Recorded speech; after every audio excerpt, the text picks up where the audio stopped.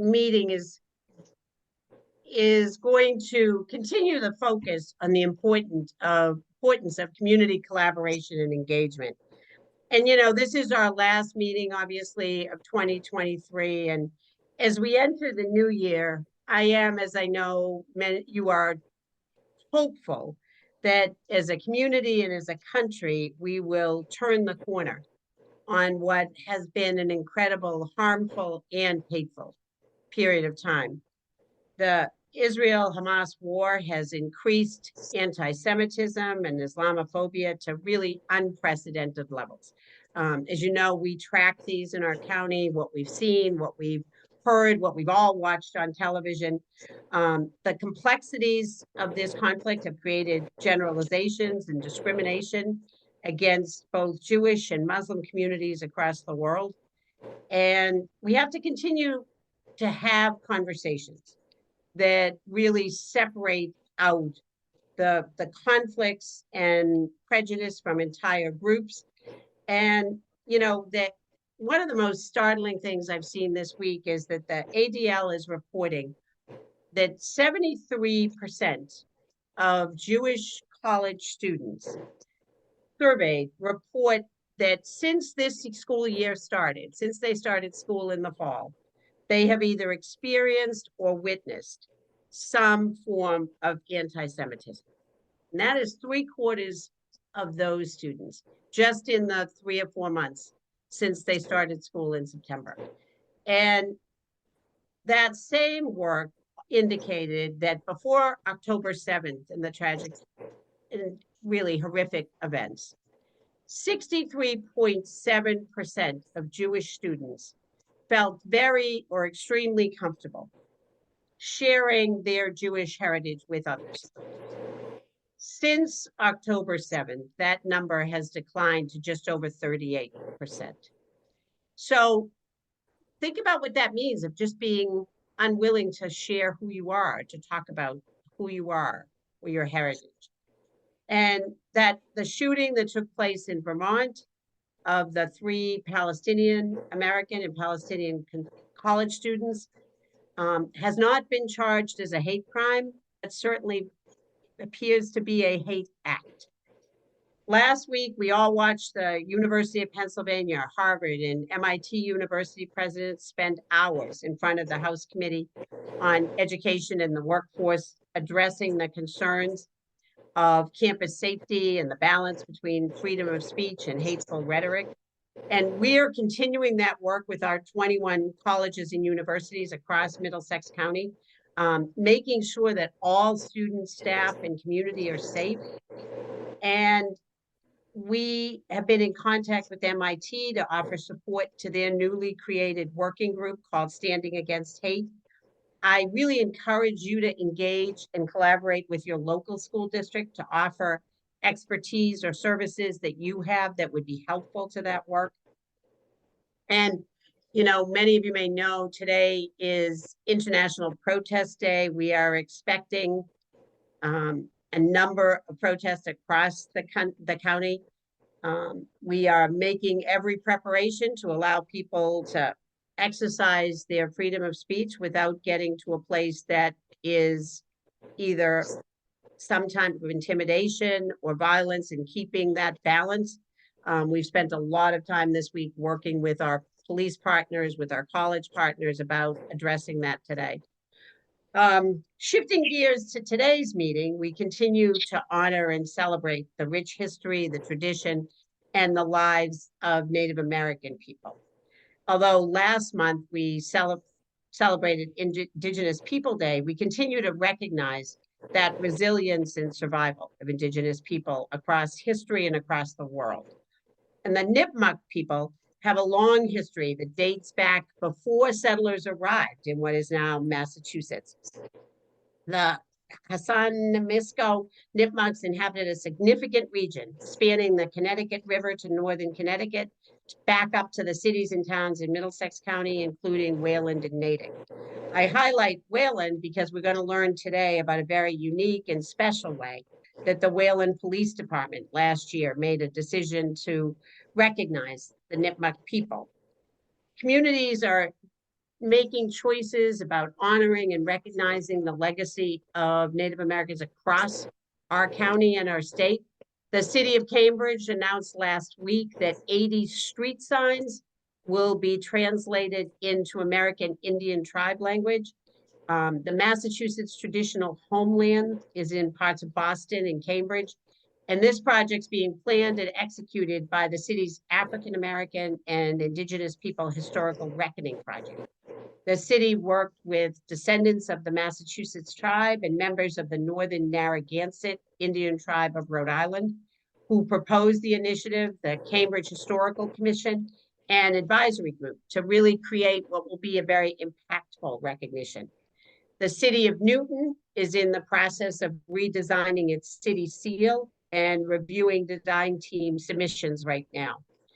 As many of you know, we've had for a while a commission working on the state motto and seal for Massachusetts to try to get to a more accurate and inclusive design. So those are just a few examples of the wonderful ways that we've been celebrating the Native American community. I hope you leave today's meeting really inspired to learn more and do more, particularly when you hear about some of the projects that are in the works. And again, thinking about, as I mentioned, about helping in the schools and on colleges, bringing the skills and talents that you have to your local communities.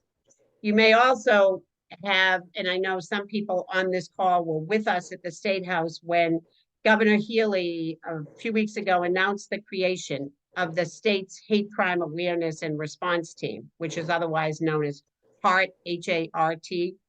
That team is composed of 4 or 5 troopers who serve as points of contact for law enforcement in communities within specific geographic regions. I'm really very proud that 2 of the troopers from the unit embedded in our office were selected to be a part of that. That's really a reflection of the work we've been doing, the experience they bring to that. This unit is going to be tracking and investigating hate crimes, hate groups, enhancing the data collection across the state and information sharing, both to identify trends and importantly, and this goes in part to why it's so important that we have that form up and people can report things to us.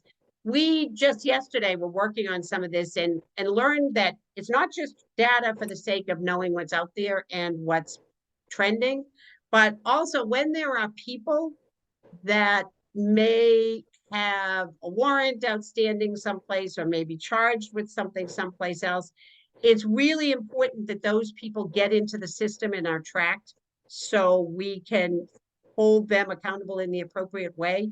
And that is a tedious piece of work. And we're really working with our police chiefs to make sure that's getting done. So we're appropriately responsive around that.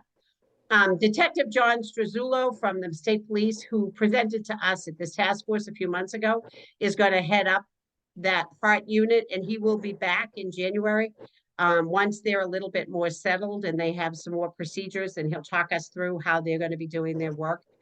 And I also, and this is something we're going to be doing in our office, I really encourage you, if you have not, to read the Globe series about the Charles and Carol Stewart shooting. And I would encourage you, it's come out piecemeal day by day in the paper, to really try to read it together. For those of you who either, and this scares me, but weren't old enough to remember that, or maybe didn't live in Massachusetts at that time, that is just a terrible period in Boston's history. It's affected so many things going forward. And I think it's important for people to have a real understanding, because that probably the most impactful piece was, I think, the last day of the series. That didn't happen on its own. And we haven't gotten rid of all the factors that contributed to that happening. And it's important to really think about that, because if anyone thinks that that could never happen again, they are certainly incorrect. So I think that bears some real reading. There's also, I have not seen it, but I hear it's very good. There's also a Netflix version of the series as well, if that's more palatable, to maybe watch it rather than read it. We have begun our year-end data collection and analysis. In the January meeting, in addition to Lieutenant Struzzulo, will share that information. Again, I just remind you about the incident report. We put that in the chat once again. Please spread that far and wide. We really want people to be filling those things out so we have a good sense of what's happening in our community. We have some amazing presenters today with us, and I want to get to that, so we have plenty of time for their presentation and for questions. We are first up, we have Maria Turner. Maria is currently the director of the Indian Child Welfare Act program for the Mashpee Wampanoag tribe, and she's been in that spot since June of 21. She comes to this work, we're having retired as a supervisor for the DCF in 2019. She had been there just short of 25 years, and that is a hard first responder kind of job. So anybody who's done that job for that long has both seen lots of very tragic situations, has seen how our care for children has changed and how so many of these things have impacted kids. During her career, Maria has also worked as the school wellness counselor for the Wampanoag Language Reclamation Project, as a middle school teacher, as a social service advocate. She's been the executive director for safe housing for teenage girls who are runaways. She's operated a camp for kids 5 to 14 and for 10-year-olds who could not otherwise afford to attend camp in the Mashpee area. Maria holds the position of chairwoman of the Natick Nipmuc tribe, where they're members of the Nipmuc Nation Confederacy.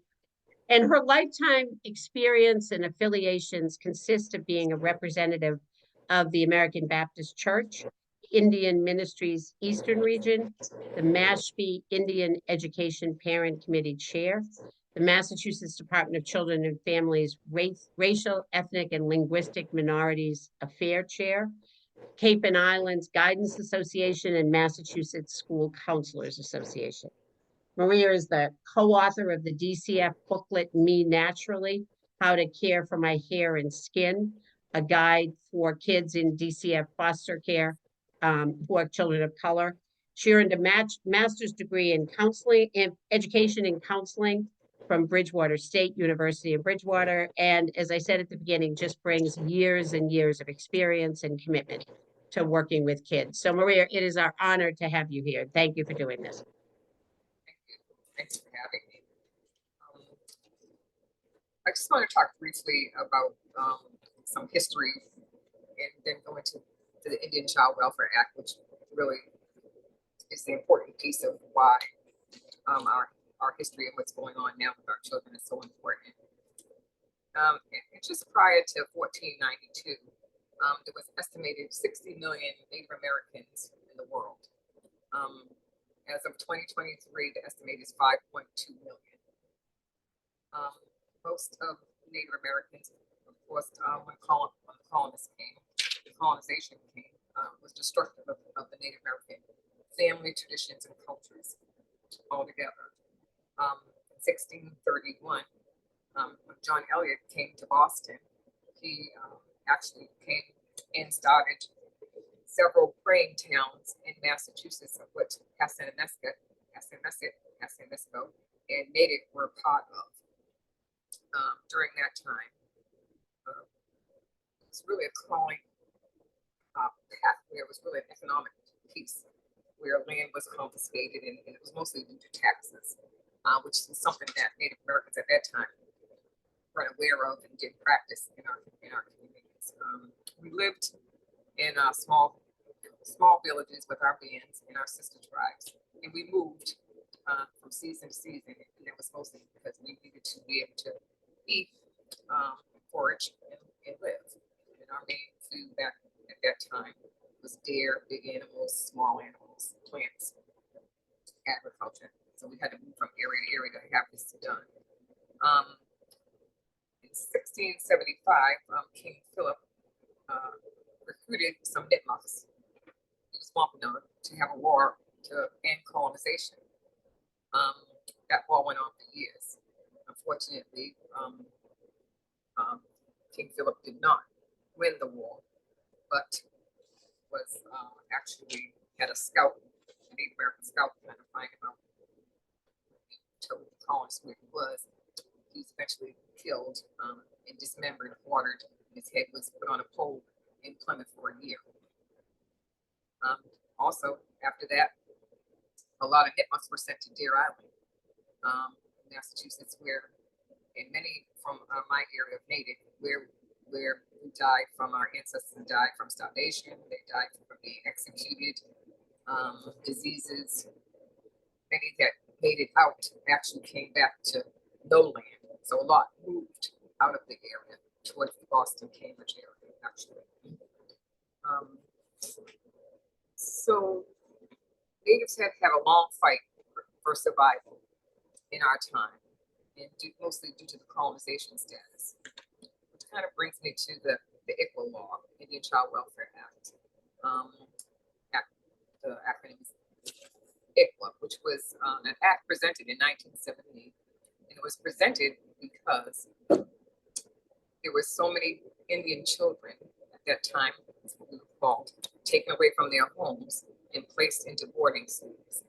These boarding schools were in the United States. They started in 1819. That's the year that's recorded, and they went all the way to 1969. But they think they actually did start in 1801, but they just didn't record them at the time.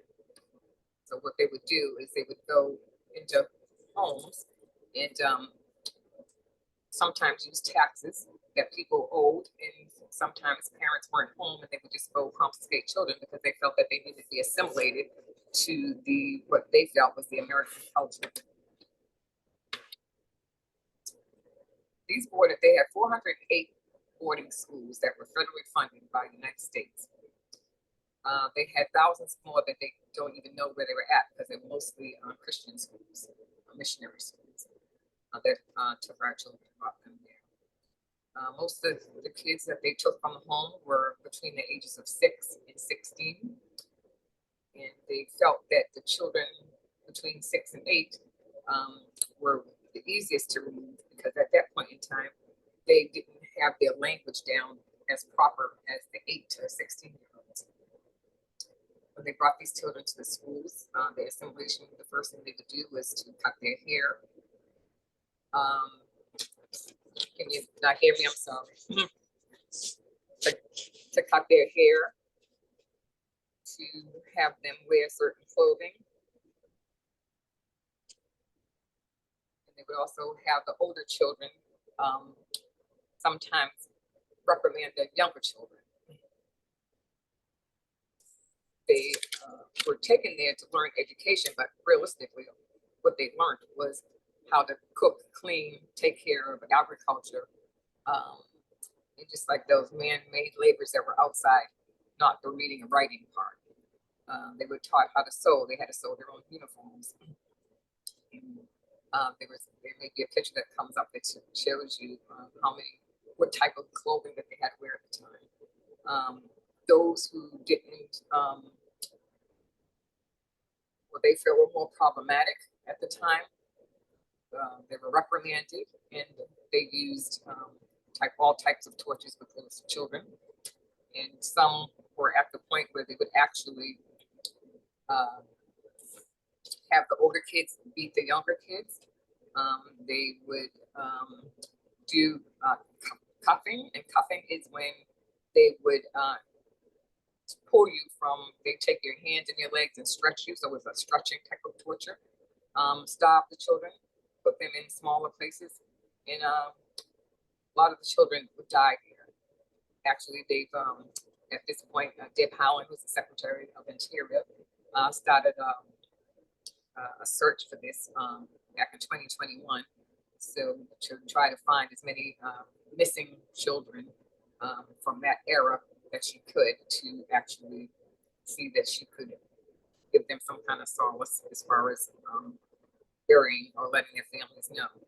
We actually had two members. My mom, I'm living in Mashpee now. My mom remarried a Mashpee Wampanoag, and actually my step grandmother was one of the children that was taken to the school. So they actually took children from Massachusetts and put them in these boarding schools. I talk about this because a lot of times in my work, and especially when I worked for the state, there were always questions of why should we have a special rule for Native American children and not all children. And that special rule through the ICWA law is if there is known child abuse or neglect in a family, in a Native American family, that has been supported, that if the child or children have to be removed from the home, that they should be put in place with a Native American family, preferably kinship. If not kin, then a close Native American relative, extended family member, or a person in the community who is of Native American descent, and they don't have to be the same Native American descent. They could be often placed in a Nipmuc home. And if that's not working, then it could be a known neighbor that has cultural and traditions, knows the cultural traditions of the tribe because they have a relationship with the family. I noticed that a lot of times it doesn't work out of the 29 state offices that we have here in Massachusetts. That a lot of people skip the point where they're supposed to contact tribes. And this is actually for federal recognized tribes. We have 2 federal recognized tribes in Massachusetts and a state recognized tribe. And although it does not have to go, the state recognized tribe does not have to be recognized as far as placing children, that the state has said in the past government that they would want to work state to state and have the child placed with a Native American home. We do this because hundreds of years ago, our culture was lost, our language was lost, our traditions were lost, and they were lost due to assimilation and all the destruction, the wars, the killing, and confiscations, all that was done to Native Americans at the time. It was so abusive, and we lost so much that at this point, they've given us this piece, which is a small piece, but it's important because our children can now grow into our 7 generations and hopefully continue our culture and tradition. Most of our tribes who have lost some culture have begun to gain their culture and traditions back, and more you'll hear every year that tribes are getting together and having, whether they're socials or powwows or whatever, winter solstice, whatever they're doing together, so that they can maintain their culture. Pieces, our culture is a little different, but we're trying to get back to culture as far as our traditions, where you might find going into a home of a Native American child, they may have a 6-year-old may have an axe in his hand. He may be near his parent, trying to cut down trees or limbs for fire, because fire is very important to our culture and to our traditions.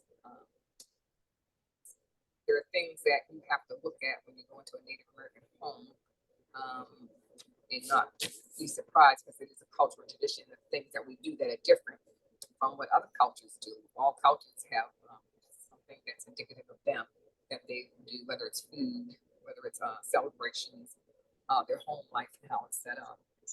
So again, this is why the ICWA law was put into place, and Deb Holness continues to look for the missing children in the graves in hopes to give us some kind of solace.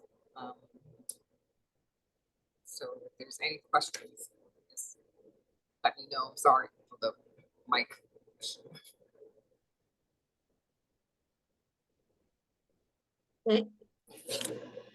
Thank you, Maria. Thank you. I know sometimes technology is just not your friend. Right. So, but thank you. That was powerful. I think probably more than anything, it is the case that a picture is well worth 1,000 words. And those pictures were pretty powerful. So thank you. We turn now to Love Richardson, who is a former 2-term, which means 14 years, tribal counselor of the freshwater people of the Nipmuc Nation.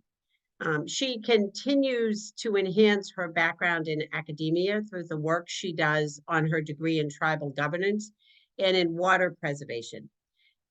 She also her efforts are focused on supporting Indigenous women's role as keepers of the water. For many years, Love has focused on domestic violence prevention, has made a distinct impact on the healing and wellness of female survivors of violence. She spent over 13 years in diversity, equity, and inclusion as a Native American. Love is the founder of the Nipmuc Nation Confederacy, which includes 2 Nipmuc communities and 1 Nipmuc village. She is a medicine keeper and a tribal leader throughout Indian country. She is also an advisory board member for the Journey Women Native American Resources Handbook and provides insight on the Susan G. Komen Breast Cancer Resource Booklet for Native American women. Love is a former commissioner of the Massachusetts Commission for Indian Affairs. She served there for 4 years. She's a former board member of the Native Land Conservancy, as well as the Native American Lifelines. Love has worked as the Tribal Historical Preservation Department Manager for the Mashpee Wampanoag Tribe, where she participated in the largest repatriation in the United States, that of the Osaquamish, Massasoit. Love has presented as a moderator, a panelist, and serves as a member of the Massachusetts Committee for Changing Offensive Native American Mascotry.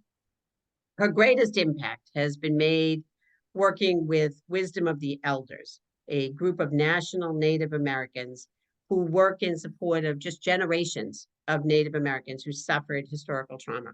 She was also the first Indigenous woman to be invited to speak at the very first Women's March in Boston, where there were over 3 million people in attendance. And her most favored personal involvement has been with the Native American population as a young tribal adult mentor, a peer, a traditional dancer, artisan, volunteer, activist, traditional practitioner, and water ceremony keeper. So, Love, we are very happy to have you here. And also would just ask you, keeping with that picture, please, picture piece of it being so important, tell us about your background picture. Good morning, Wequasin. Love Richardson here, a daughter of Chief Buster Richardson and great-granddaughter of Dr. Wilson Walker. And the picture in the background is of a Witu. And so recently, Eastern tribes have been reviving our ancestral ways. And there is a Witu also located at the museum, the tribal museum at the Mashpee Wampanoag tribe. And that is a version of a small home that would probably have maybe 7 or 8 different families living together as one. So that's what that is. And you'll start to see those in the New England area as they start to get that revival of our traditional ancestral ways. So that's what that is. Thank you. So good morning, everyone. I'm happy to be here, Wequasin, which means good morning. Thank you, Maria, for your words and your sharing of our history and our rich culture and of our Indian child welfare federal actual law. So I'm going to ask folks if they could please turn on their cameras if you're able to. If you're in a place that you can, I may call on you for a question or two. And also if the slide presentation can begin for my slides, that would be great. My presentation will be brief, but it's going to share a lot. And I also want to challenge and find out and see what it is that you all know about our community and about our rich heritage and history. So first, I would like to talk about engagement and Executive Order number 126, which kind of sort of, I think, brought us here today. So next slide, please. Okay, so introduction, and this is in regards to engagement and what I hope that folks in DEI work consider social justice consider and in your communities consider as you roll out your land acknowledgements, your engagement with tribal people, and also when you consider changing badges or seals or anything that represents the original people of the land in which you stand on. So one is to please consider identifying individuals who are responsible for developing and implementing these programs that affect tribes. Utilizing and processing and identifying the programs that also affect tribes. So developing programs and processing programs, coordinate with communities between tribes. Later on, I'll show a map of the area of Massachusetts, which will identify whose homelands are what in the state. The hope is to promote positive government to government and right and respectful relationships between municipalities and tribes. And what that means as far as respectful is that where Indians have a seat at the table, that we don't walk before each other, behind each other, but we walk in balance with each other. I'd also like to have a conversation about implementing tribal consultation to provide assistance with policy and ongoing relationships. And that's a part of the reason why Maria and I are here today. Middlesex County is also Nipmuc land. And so when considering doing the work for tribal people, that you consider working with our tribe. All too often we hear the word indigenous, but what people don't understand, there's a huge difference between Native American and indigenous. So if I'm indigenous, I can also be from South America. I can be from Canada. But when we talk about the tribes of Massachusetts, we are talking about Native Americans. Next slide, please. So we'll be talking very soon about a live experience where Executive Order number 126 was actually utilized by a tribal member within Maria's tribe's homelands. And so we'll be talking about that after this little short segment here. And so what this is, and I will just do the highlighted black font here. It is the right for Indians to be able to exercise their sovereignty rights. And so it says here, Indians cannot be permitted from practicing their retained Aboriginal rights and their usual and accustomed places. So you can also look this up, and this is a law within Massachusetts. This number 2, Indians have an easement over land to gain access to their usual and accustomed places.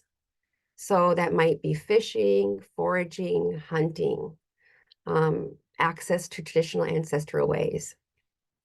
Number 3, the right to fish, hunt, trap off reservation is non-exclusive and may be shared with non-Indians. However, and I think it is very important for our law enforcement, for our environmental officers, for homeowners, to know that this is in public lands. And this also needs to require the person who is accessing Executive Order 126, they should have a card-carrying tribal ID card. So kind of like a license, but from their tribe. All too often, we have folks that identify with tribes, but they may not be affiliated or enrolled or have a relationship or understand tribal law. Next slide, please.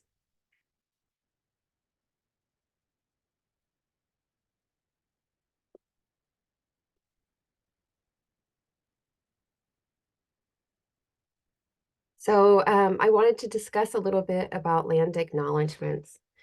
So land acknowledgements this time of year are really thought about throughout municipalities and communities because of the focus on Native American Heritage Month, which honestly should be a year-round practice, thinking about whose land your home resides on, your place of business resides on, and what it really is like to be walking on earth that is not, in some cases, the land in which there is a story, that has been told, a rich and great and amazing story. All too often as tribal people, we are looked at as the broken and sorry Indian, as all the atrocities and the things that have happened to us.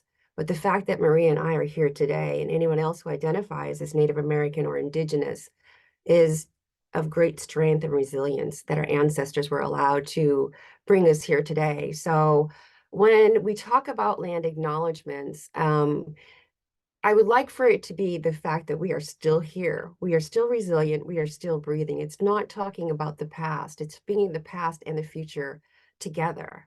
So as you can read this slide here, and I won't read it, we are the original stewards. And so when I work for an organization, I challenge them to come back and look at that land acknowledgement every 5 years, because we are living, breathing people, and we still exist, and we are resilient, and we are still here. So sometimes folks will write a land acknowledgement and they will have the Native person do the work. No, we are there to do the framework for you. You are there to do the work because you are on our land. So this is something to be thought about. And I do welcome anyone for conversation and comment after this discussion to contact me or Maria to have an in-depth conversation. So the next slide, please. And I will share a land acknowledgement that I worked on when I started to do this work. And then I realized that what I forgot about was the water, because water is life. And without it, the land cannot flourish. So, and now we're talking about past or present. We're talking about a living, breathing thing, which is water. And we're talking about people who are still here, who still pour into communities. And as we weave this relationship with the dominant culture. So the most important part of this land acknowledgement, I believe, was to acknowledge the ancestral bones that you are currently walking on, because that is very real. As we work with institutions like Harvard, Suffolk Law School, and the like, many times they are writing the curriculum which goes to state research and federal government that we utilize and we exercise on a day-to-day. So to acknowledge within your organization the atrocities and make these powerful. All too often, it's a checkbox to say that you understand where you're at, but these lands are still living and breathing some of these pains and these challenges. Next slide, please. So here we go, where I would like to call on someone in the audience here, one of the participants, and I wanted to ask, who knows and understands some of the atrocities or some of the challenges or some of the resiliencies that our people have experienced? And I just challenge someone in the group here, if they know possibly what MMIP is, land back, food sovereignty, and if they've ever heard of ICWA before. And I can't see the gallery, so if the moderator sees anyone's hands up. I see Tanner right there. Tanner could have mic access. Hi, so I'm actually a citizen of the Skokie Creek Nation, so I have a lot of personal experience with some of the things that Indigenous people or Native Americans face in particular. And one of which that I think you mentioned was the missing and murdered Indigenous women and girls is a big thing. I think you said MMIP, which I'm assuming is missing and murdered Indigenous people. And so I know that's a huge issue, and the statistics are hard to believe. I think last time I checked, it was like 1 in 5 Indigenous women will have some sort of traumatic experience relating to missing and murdered Indigenous women and girls. And so I think it's something that people don't know about and how bad it actually is. Yes, thank you, Tanner, and welcome. I'm glad to have you here today. Yes, so I'm going to read a little bit of statistics that I was able to capture, and there is an urban movement in the Boston area, and we have had cases in Massachusetts, and within the last 5 years, actually, 2 that I know of. And so the US government Deputy Attorney General made a directive and created the MMIP. And what people don't understand, though, that is there are more missing men than there are women. But the movement is generally MMIW, and that's because of the sexualization, the domestic violence, and the rates in Indian country within like Montana, North Dakota, and South Dakota. And so currently there are 5,712 reported missing girls in Montana and only 116 cases that have been recognized in the database of the US Department of Justice. So I recently moved from Utah a year and a half ago, and the Amber Alerts that would go off for missing women would be almost every 4 days. So just imagine that, how powerful a movement can be to change what is going on in Indian country. And when I say Indian country, I mean the United States, because we are the original people of this land. So I also wanted to note that the Federal Urban Indian Database indicates that there's only 506 cases in 71 cities. So I ask you all to consider making awareness of MMIP. I ask you to consider that if you recognize the red handprint that's often worn across the face, or on a garment, or on a sticker or emblem, that you don't do it without knowing the actual impact of what has happened to our people. Land back is reestablishing sovereignty, all too often in Massachusetts, land conservancy organizations, and also homeowners that don't have descendants or heirs are giving back land. And it's a restorative reclamation of land, so that we might use that land to forage, hunt, gather, hold ceremony in spaces that we don't have. All too often, urban Indian tribes do not have access to land.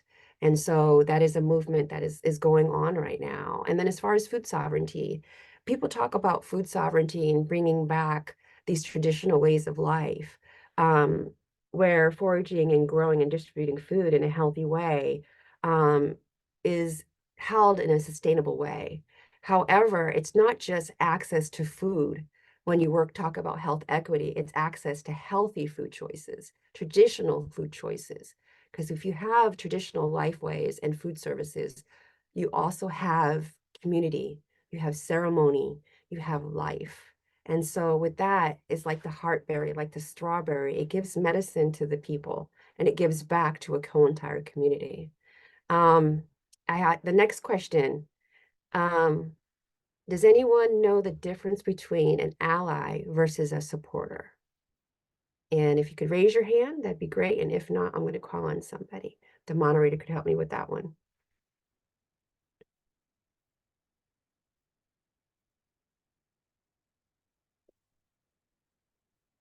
And I don't know if anyone's hand is raised because I can't see. But if not, I'm going to go ahead and go. Okay, so when I talk about the difference between an ally and a supporter, what that is to me is an ally will lay down their life for a group of people whose lifeline or livelihood is in jeopardy in an act of war. And that could be spiritual, ceremonial, it could be physical war, it could be mental war. What a supporter is someone that shows up. They show up, they get something out of it. Whatever the movement is, they get something out of it as well. But it's not on a continued basis to make sure that the livelihood is something that is living and breathing within whatever the cause is. So when you wear an ally sticker, when you think of an ally, think about what that means for you, because I see the movement of allies. And for me, an ally is someone that is there from the very beginning, and they will be there to the very end. And they will be walking in balance and walking beside me, not before me, not behind me. So that is what an ally is. Next slide, please.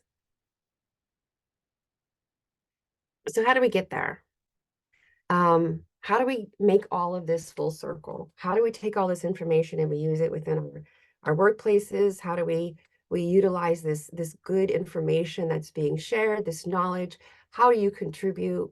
If you have good intentions, if something is pulling at you to show more awareness, if you're a tribal person and you want to make a difference, you want to be heard, seen, and be the voice of change, that is for me and for my community and my people, the Nipmuc people, is a spiritual and political approach and what to listen for. And that's sensing the relationship movement of love, light, the light supporting and promoting practices, and the way of knowing and being. And the way of knowing is investing in yourself, to read, to understand, to watch videos, to go to events, to show up and be present, making considerations possible, possible actions and recommendations to enhance relationship movements and reduce and eliminate what harms folks. So it's very harmful to speak for Indigenous or Native American people without their voice. And make sure you just don't pick someone from South Dakota if you're doing work in Massachusetts. But if that's all you have, that is okay. But make sure that the original people of the land in which you are engaging on are present. So bringing awareness to the harms and harms that separate. And it's about population, not people. All too often in research, we look at it as money. We don't look at it as we throw money at things. And so what we are doing today, we're a resource. We are all here contributing to get knowledge, to be present, to show up.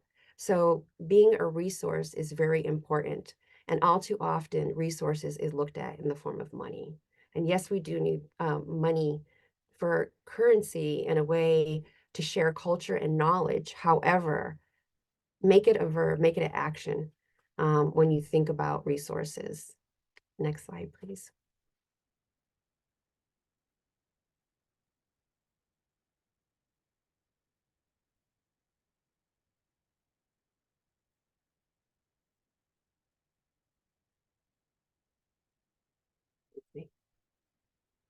So here I wanted to just acknowledge the land bases of Massachusetts, and just when you are doing work in Massachusetts, we are still here and we are not going anywhere.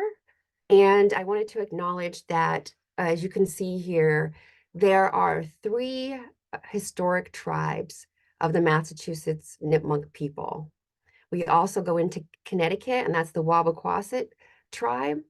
But in Massachusetts, there are 3 historical tribes of Massachusetts, and that is the Natick Indian tribe, the Hassanamisco Nipmuc tribe, and then the Chimagabugabog tribe out of Webster. So there are the 3 contacts for the Nipmuc people in Massachusetts. Their land base is in Webster, Grafton, and then Natick. Next slide, please. So here's a little bit more of the executive order, which acknowledges the Nipmuc Tribal Council and the Nipmuc tribe, which me and Maria do represent. And these are the tribes through the Executive Order 126. And it has also our fishing and hunting rights and gathering rights. And you can find this on mass.gov. Next slide, please. And what tribes do Maria and Mariah, Maria represent? We represent the Nipmuc Nation Confederacy, which is comprised of the Natick Indian tribe, Hassanamisco tribe of Nipmunks, and the historical Hassanamisco village, which is the Cisco and Silva family. Next slide, please. And as you do the work that you do, the good work, and if you want to bring goodness and intention forward, I encourage you to reach out to Maria and myself, and we can be contacted through Antonia here, and I will also put my email in the chat. But as you consider changing your seals, your town engagement, your diversity, equity, inclusion work, your social justice work, the work with law enforcement, that you consider including Nipmuc people if you reside on Nipmuc land and territory. Thank you very much. And this is the part of mine which I'm very humbled and appreciative to share. And I hand it back over to the moderator. Thank you so much. Thank you so much for that. That was really very, both informative and well told in terms of what practical steps that people can be taking. Thank you. And last but certainly not least, we turn to Officer Lynette Sloan to tell us about the community engagement program. Officer Sloan grew up in Southborough and always had an interest in criminal justice and law enforcement, went on to get an associate degree in criminal justice, and in 2011 began work with the Wayland Police Department. And during her time in Wayland, among other things, and rising to acting sergeant, she was very involved with community engagement and outreach, and worked very hard on the redesign of the Wayland Police Department badge. Really credits that as one of the most impactful pieces of her law enforcement career so far.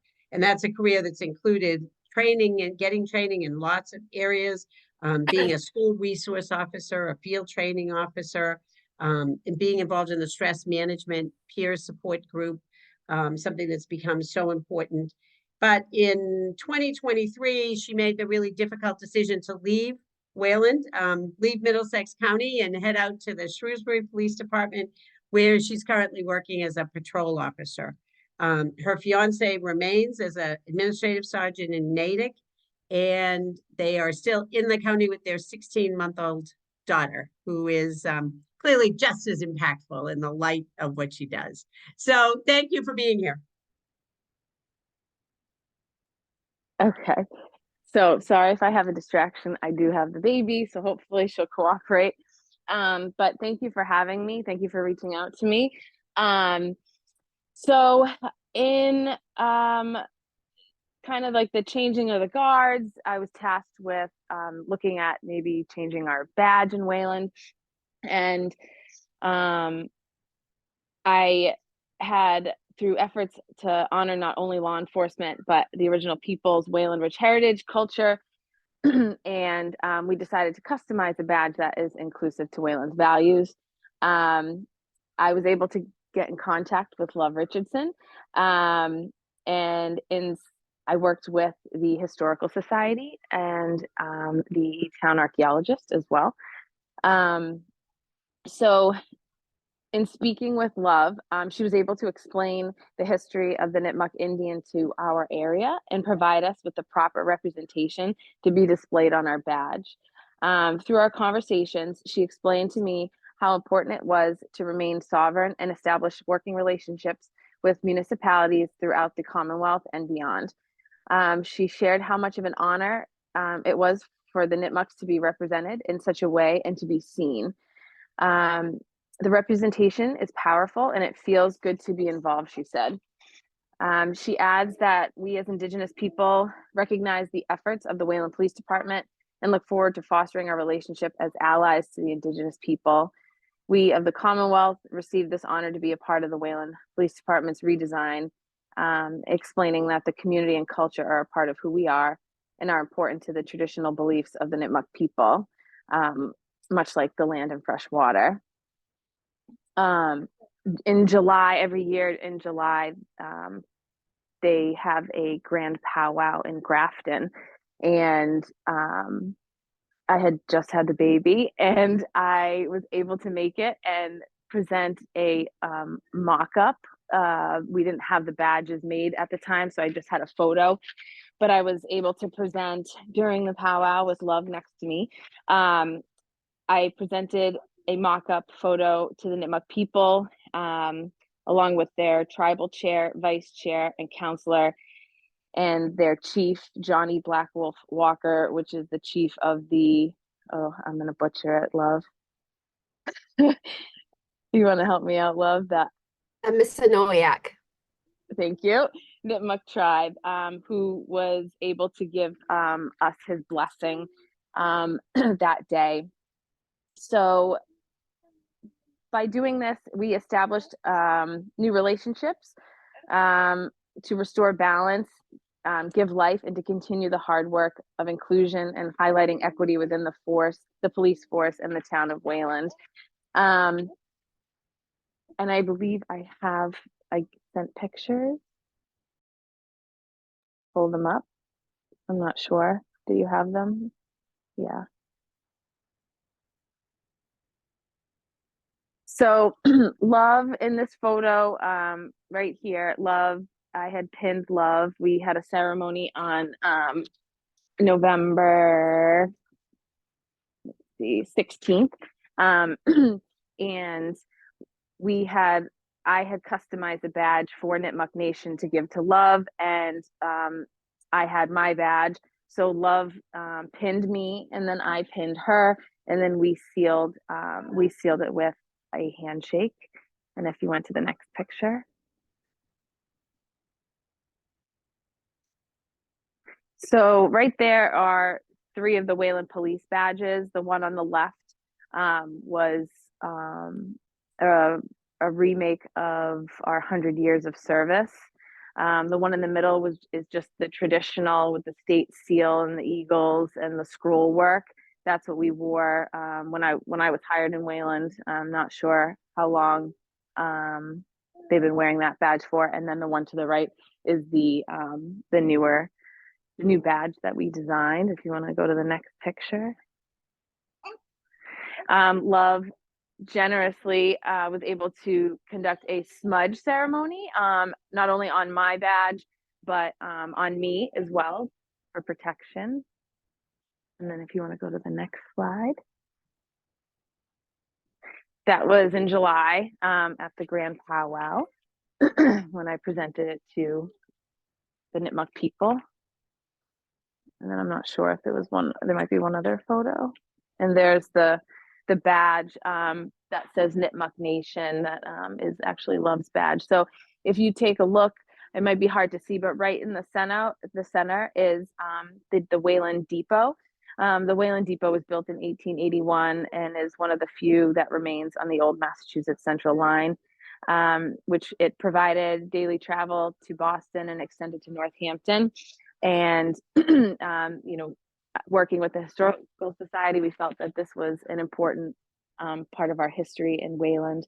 If you look right above the word police and underneath the word Wayland, that is our Old Town Bridge, which was built in 1848, and it still stands today over the Sudbury River.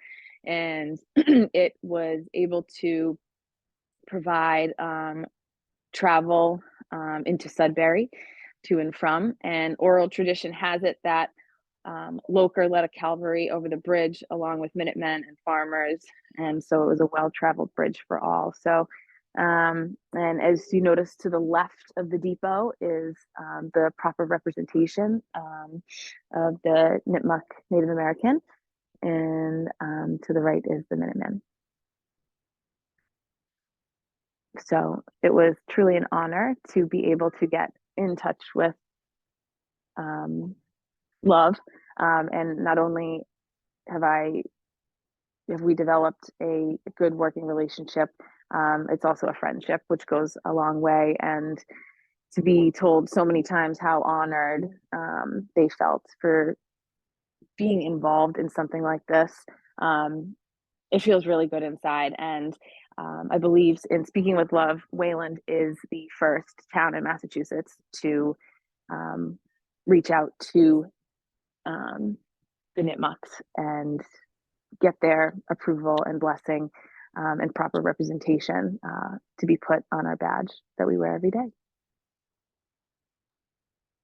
If I might really quickly, I wanted to add, Lynette, that the reason why this was such an amazing event and effort, as Maria had shared, is that the badge has already been seen by our travel members at events and with police presence. And so what that says to a travel person is that they see us, they hear us, they understand us. And what Maria said about coming into tribal homes, that shows awareness. So I hope with this conversation that it can continue going offline and further into the future about how do we engage, how we can make awareness for our disaster response people, for our educators, for our DEI folks, for our officers, to be able to have a cultural training to where there is a relationship that's ongoing, like the one that I share with Lynette, which we will be friends, I'm sure, forever. So Lynette, sorry to hop into your portion of this, but it was very important to share that and to explain. And I still have my badge here right at my desk. And it's powerful because it's a weaving of people that's much needed and an engagement that can be ongoing and sustainable. So thank you, Lynette, for sharing that and for the opportunity to do the work. Maria was also there to present. And the reason why it was important for Maria to be there is because she is the closest village to Wayland. And so to have proper representation, and Maria was able to speak and talk about the Native people, the history, and the culture as well. So it's very appropriate to speak and engage with the proper people. Thank you. Thank you, and thank you, Lynette. Such important and practical but impactful work. So that was really You're just welcome. amazing. So thank you. Thank you. Thank you. Anybody have any questions for our panelists? I have a quick question for Love and Maria. When we look at school curriculum, and there's been a lot of discussion on different, whether it's African American, Latina, and just incorporating the correct version of history. Can you talk a little bit of how you've been doing that work, or where you've seen other states perhaps are doing a better job in accurately changing curriculum to portray the Native American story more accurately?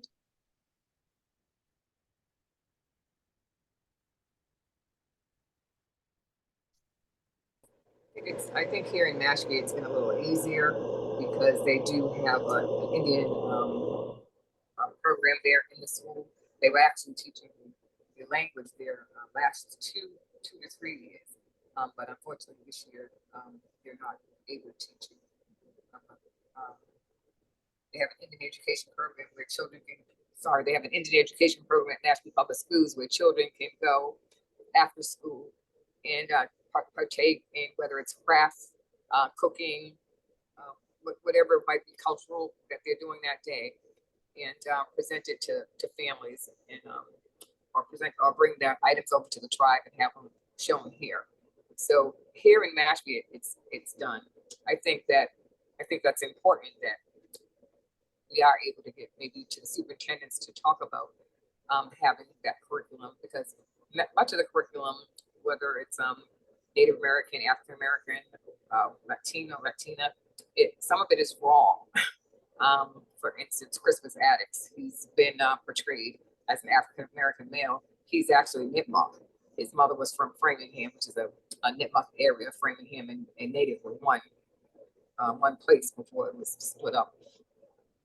And it's just that, history needs to be told in its truth when it's told. So I think that's a good, interesting piece that needs to be presented to some of the superintendents that, would like to have some Indian works. There are books out there that are, good enough to be in elementary school, at least, and to be great with little stories so they can at least know that there is a culture and to respect it just like their own. To add on to that briefly, so Indian country and where I currently live, I'm not living in my traditional ancestral home right now. What I was on a committee where we in the state in which I live right now, it's a part of the curriculum in the public schools. It has to be. There is a law in Oregon, I live in Oregon right now, where the public schools have to have curriculum that recognizes the 9 federally recognized tribes of Oregon. We also do have some educators in our tribal Candia Flynn is a tribal curriculum writer, and she is a school teacher. So we do have Nipmuc educators and curriculum writers, and I encourage you to seek them out if you would like to access them. I'm sure Maria or I can connect.